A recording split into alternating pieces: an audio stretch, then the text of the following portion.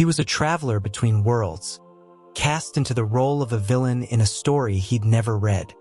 His designation was the young mentor of the Silverwood Sanctuary, a place of immense power and arcane learning. The mission was clear: remain at the sanctuary for a decade, take the story's hero as his protege, and methodically break him, body and soul. This torment would sever the hero's mortal ties, awakening a divine and terrible bloodline. Julian's reward for this cruelty was a new life, free from the script. But he only knew the hero's name, Caleb. For weeks, he wandered the sanctuary, a sprawling campus of ancient stone and whispering forests, asking after anyone named Caleb. The name yielded nothing. It became clear the boy had not yet arrived.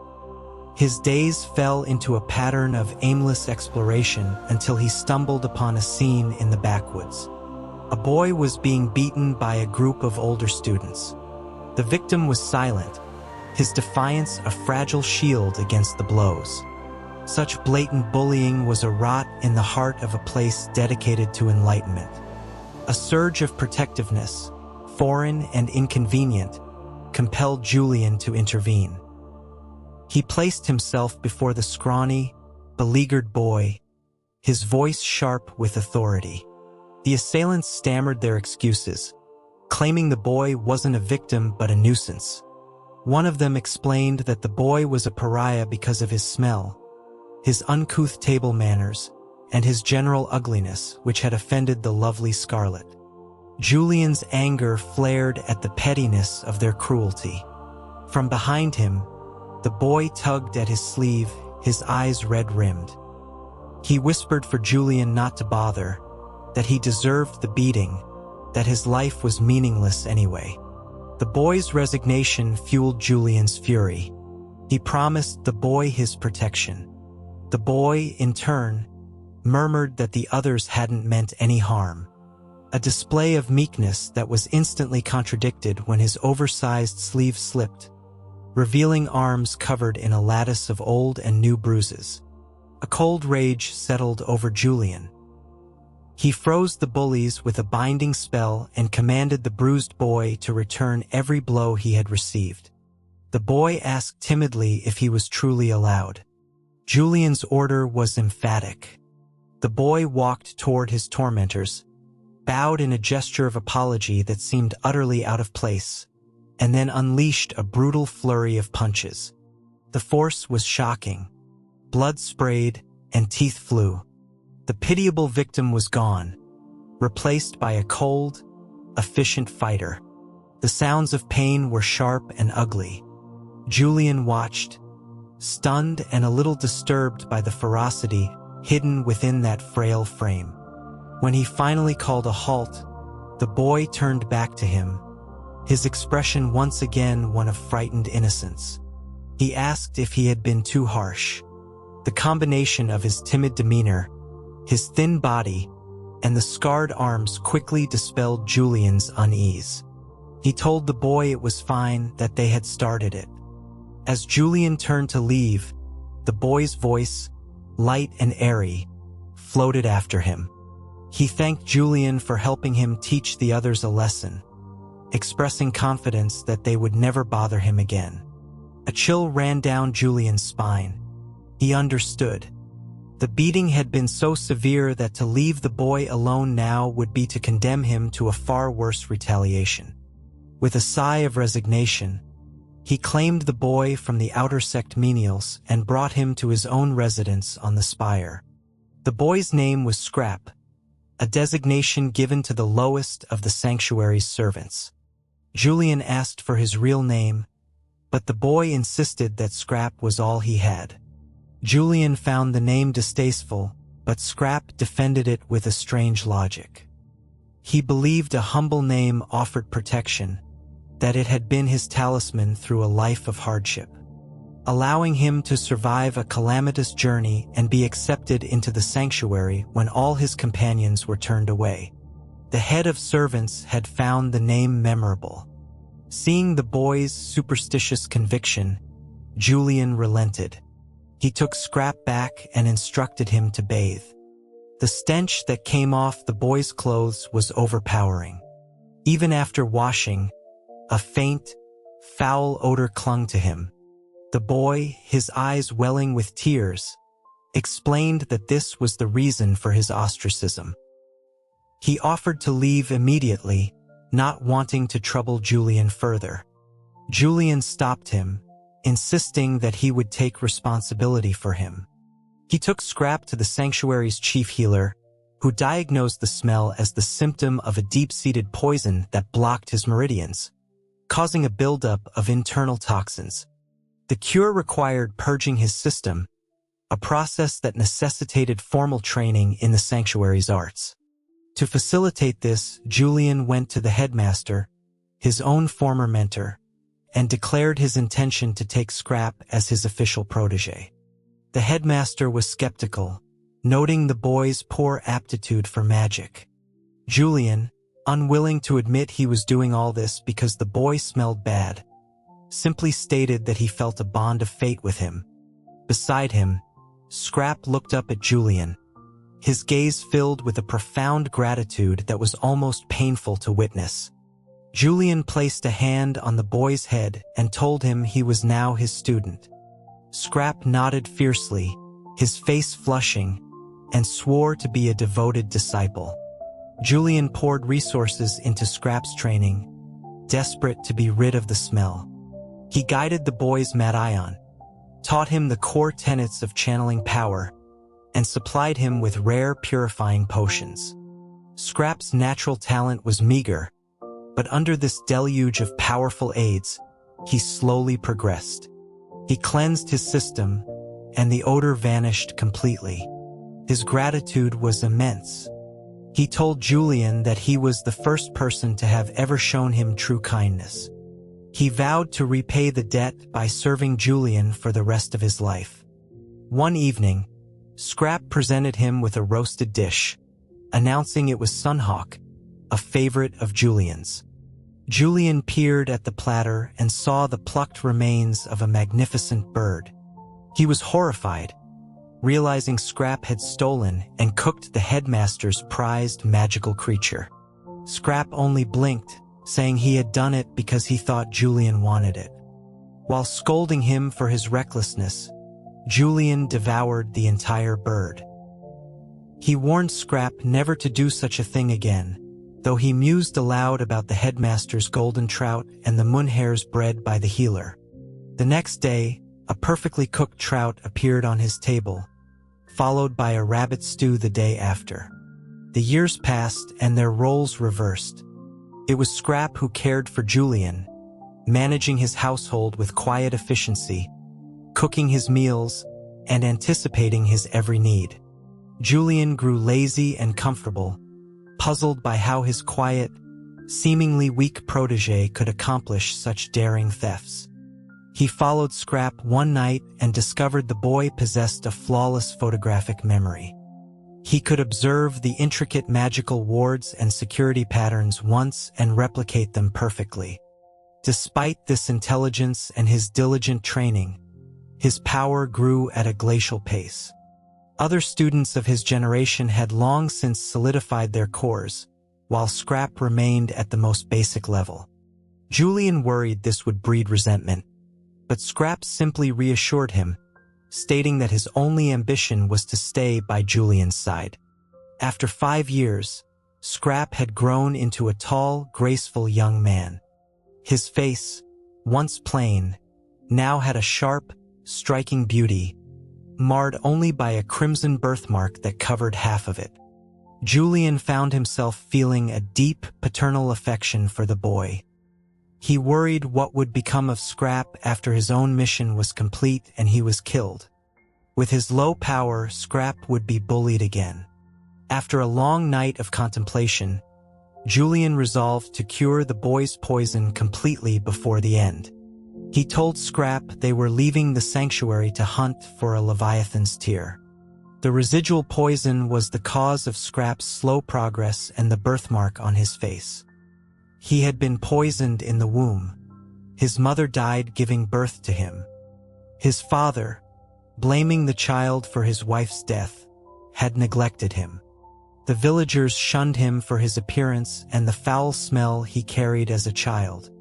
He was an outcast until his village was destroyed in a border skirmish.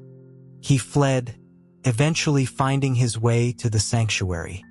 He confessed to Julian that, without his intervention, he would have remained a victim his entire life.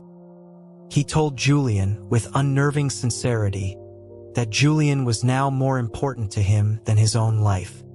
At the shrouded sea, a mist-choked expanse of violent water, Julian fought and killed the great Leviathan, harvesting the glowing pearl from its head. The local villagers, who had been terrorized by the beast, celebrated him as a hero. In the tavern that night, flushed with wine and praise, Julian gave the pearl to Scrap, explaining that this would finally purge the poison. Scrap's gaze was intense as he accepted it. Julian drank himself into a stupor. He awoke to find Scrap gone. He rushed out, his steps leading him to the shore. In the dim light of dawn, a figure stood on a tall rock against the sea. A young man in simple robes, his dark hair flying in the wind, his profile as perfect as carved marble. He turned, and a brilliant smile lit his face. It was Scrap, the birthmark gone, his beauty now complete and almost divine. Julian's heart gave a sudden, violent lurch. Back at the sanctuary, Scrap's transformation caused a stir. Female students, Scarlet among them, now flocked to the spire, their intentions obvious. Julian found their presence intensely irritating. He was relieved that Scrap seemed indifferent, his focus remaining solely on serving him. Years passed. Scrap matured into a poised and elegant man, a stark contrast to Julian's own slovenly nature. Julian often marveled at how he, a lazy and undisciplined mentor, had raised such a gentleman. The truth was, he hadn't raised Scrap so much as allowed him to flourish on his own. The 8th year of his mission arrived, and Julian's anxiety peaked.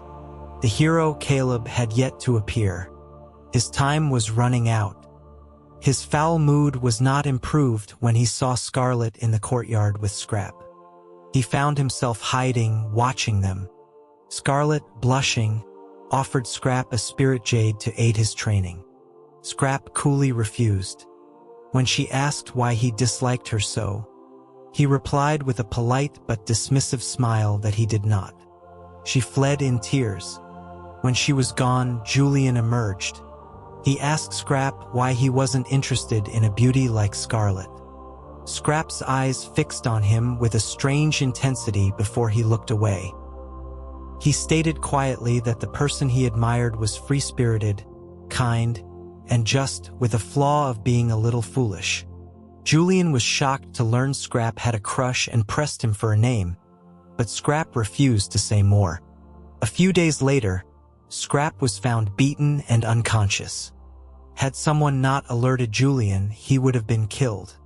Scarlet's admirers, twisted with jealousy over his rejection of her, had ambushed him. Julian was incandescent with rage. He forced the headmaster to punish the assailants severely, imprisoning them in the water dungeons.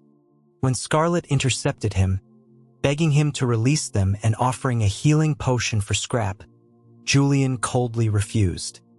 He informed her that if she continued to pursue Scrap, this would keep happening.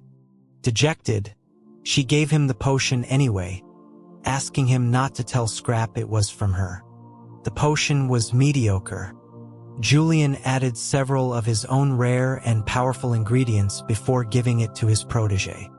Scrap, upon waking, accepted the vial with deep gratitude, believing it was purely a gift from his master. The deadline loomed. Julian's anxiety was a constant hum in his blood. One day, Scrap announced that his family had come for him. They went to the main hall where 3 strangers waited. An old man pointed at Scrap and demanded the return of the family's ancestral hearthstone. calling him by a different name, Caleb. Julian froze. He turned to the boy he had raised. The boy shook his head, his face a mask of resolve. He declared that he was no longer a part of that family, that his name was scrap. The men shouted, calling him Caleb, demanding the hearthstone. The pieces clicked into place with sickening certainty. The family name, Caleb, the hearthstone. The hero had been with him all along. In the ensuing chaos, Caleb produced a jade pendant, declaring it was just a keepsake from his father, not some treasure. He smashed it on the floor. It shattered, and a spark of light flew from the fragments, embedding itself in the palm of Julian's hand. As Caleb's family lunged at him, Julian instinctively moved to shield him, his own power flaring. Suddenly, a voice echoed in his mind, cheerful and clear.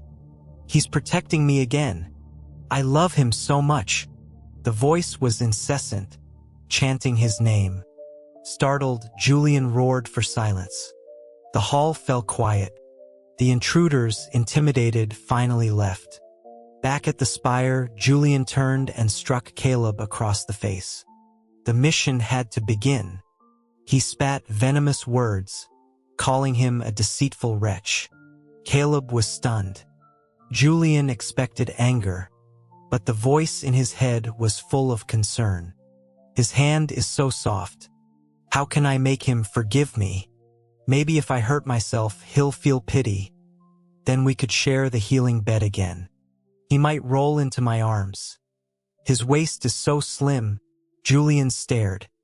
The calm, composed young man before him was harboring these thoughts. He looked down at his own hand and saw a faint, silver mark where the light from the hearthstone had entered. He could hear Caleb's mind. For the next 2 years, he subjected Caleb to relentless abuse. He forbade the name scrap. He berated and struck him, yet Caleb never showed hatred. The voice in Julian's head only ever made excuses, blaming himself for not being good enough, and doubled his efforts to please Julian with rare delicacies and devoted care. The mission was failing. Desperate, Julian escalated the cruelty to a level that shocked onlookers. He gave Caleb an impossible task: to bring him a tear of kindness from a person of absolute evil. 3 days later, Caleb returned with a crystal vial containing a single perfect tear.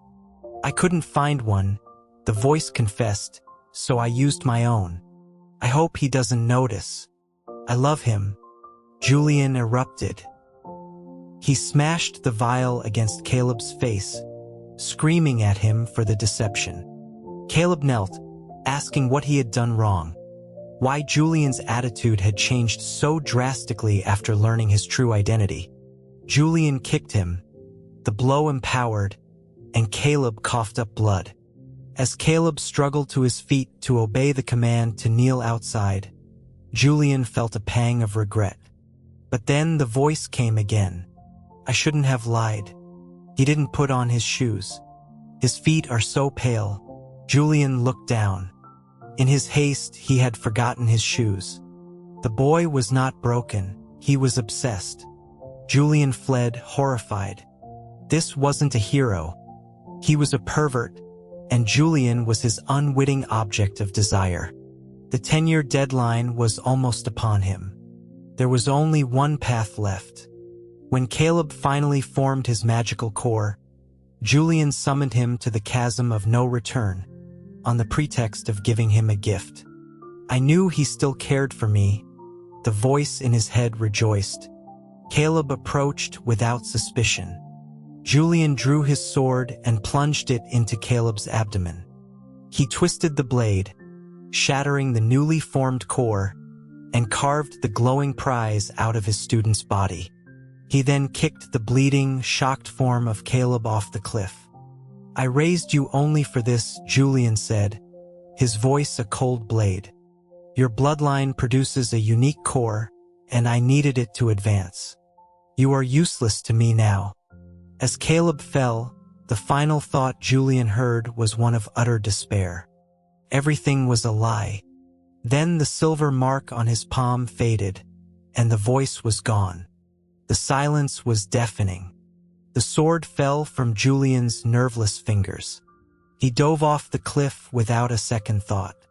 He found Caleb broken but breathing at the bottom. Overwhelmed with a terror he couldn't control, Julian administered a life-saving elixir and then hid, watching. Soon, Caleb stirred and began the arduous journey out of the chasm. For days, Julian shadowed him, secretly driving away predators and leaving caches of healing herbs in his path. Scarlet appeared, finding Caleb by chance. She offered to help him back to the sanctuary, but upon discovering his power was gone, her concern evaporated. She tried to leave but became lost in the chasm's disorienting magic. Forced to travel with him, she was a constant source of complaint. She ate the roasted rabbit Julian provided, leaving Caleb only the bones. She nearly poisoned them both with toxic plants that Julian had to magically destroy from afar. To save them from the chasm's guardian, a monstrous spectral fox, Julian was forced to reveal himself in a disguised form, luring the beast away. He defeated it but was grievously wounded in the process. He awoke in the pouring rain, his wounds festering. He dragged himself through the forest until he found a cave where Caleb and Scarlet huddled together by a fire, an image of mutual comfort. Julian perched in a nearby tree, standing guard through the night, his blood mixing with the rain as he watched the two people who represented his entire, twisted purpose. After 10 days, they emerged from the forest. Scarlet flew back to the sanctuary. Caleb walked on alone, toward the shrouded sea. Julian followed until he was certain Caleb had recovered. At the sea, Caleb stood on the same rock where his transformation had occurred. As the sun rose, his dormant bloodline finally, violently, awakened. The sky darkened, and a colossal black dragon rose from the waves, addressing Caleb as its master. Caleb, declaring he had nothing left to live for, was taken by the dragon into the depths. Julian, his mission complete and his body broken, returned to the sanctuary and entered a decade of seclusion to heal. When he emerged, the world had changed. Caleb, now the demon lord, had returned from the sea and conquered most of the land. He laid siege to the Silverwood sanctuary. He sat upon a throne before the trapped disciples and masters, his eyes finding Julian in the crowd. He recounted Julian's crimes, the theft of his core, and a litany of smaller, humiliating sins, from stealing magical beasts for food to spying on the headmaster bathing. The sanctuary, faced with annihilation, readily surrendered Julian. He was locked away. Caleb did not kill him. One night, he appeared in Julian's cell, drunk, and begged for an apology, a return to how things were. Julian refused. A few nights later, Julian was bathed, wrapped in a blanket, and brought to Caleb's bedchamber. The intent was terrifyingly clear. As Caleb reached for him, Julian shouted the one truth he had left. He knew about the thoughts. He explained how the Hearthstone had forged a link, how he had heard every secret, twisted desire. He called Caleb pathetic, an unloved monster whose only value was his bloodline. Caleb recoiled as if struck, his face a mask of horrified disbelief. Then he vanished. Soon after, Caleb appeared with Scarlet. He accused Julian of taking CR for Scarlet's kindness, the potion, the pleas to the healer, the protection in the forest. All of it, he claimed, was Scarlet's doing. Julian, seeing a final chance to be hated, to be killed and freed, agreed to every lie. Enraged by this final, perceived betrayal, Caleb plunged his hand into Julian's abdomen and ripped out his power core. He crushed it, declaring them even. Lying on the floor in agony, Julian knew the end was near. Scarlet, now believing her position secure, visited Julian. She confessed that her stories were half-truths, but since he was already a villain, a few more crimes wouldn't matter. Then she asked him to die to protect her secrets. She struck herself, coughed up blood, and dragged Julian's powerless form out of the room, claiming he had attacked her and was trying to escape. She left him at the edge of the chasm of no return. Soon, Caleb arrived with his followers. Scarlet cried that Julian had tricked and wounded her. Surrounded by calls for his death, Julian looked at Caleb's hate-filled eyes. The pain of that hatred was worse than any physical wound. He laughed, taunting the demon lord for hesitating to kill a mortal. Then he lunged toward Scarlet. Caleb reacted instinctively, his sword appearing in his hand. Julian sidestepped, dropping his defenses, and impaled himself on the blade. The last thing he heard as the world went black was Caleb crying out his name, calling him master. He awoke in the body of a boy who had just died in a potter's field. The system had kept its promise. 10 years had passed. He settled in a remote village, adopting an old woman as his mother, living the simple, mortal life he had been promised. The memories of Caleb faded into a dream. After another decade, he was a handsome young man, and the village matchmaker arranged for him to become the companion to a wealthy city gentleman. In the city, he saw him, Caleb, dressed in plain clothes but radiating an unmistakable aura of power. Julian tried to walk past, confident he wouldn't be recognized, but a hand clamped down on his arm. Caleb apologized, saying he had mistaken him for someone else, but not before tapping his shoulder. Later, after Julian had deliberately sabotaged the meeting with the gentleman, Caleb appeared again, offering 1,000 gold pieces for his companionship. The tap on his shoulder had left a trace of magic, a tracker made from the scales of the Leviathan they had slain together, forever binding their auras. Caleb had been searching for 20 years. He was brought to Caleb's mansion. He learned that Caleb had never married Scarlet. After Julian's death, Caleb had found an old jade pendant of Julian's near the spectral fox's lair in the chasm. Using a powerful artifact, he had looked into the past and seen the truth. Julian had been his secret protector. He discovered Scarlet's lies, stripped her of her power, and exiled her. She was killed by bandits. For 3 years, they lived together in a strange truce. Caleb was gentle and patient, trying to rekindle Julian's magic with priceless treasures, but the new body had no aptitude for it. Julian was mortal. The thought of aging and dying while Caleb remained eternal was a new kind of pain. On the day their contract ended, he told Caleb he had to leave. He lied and said he didn't love him. Caleb let him go. Back in the village, life resumed.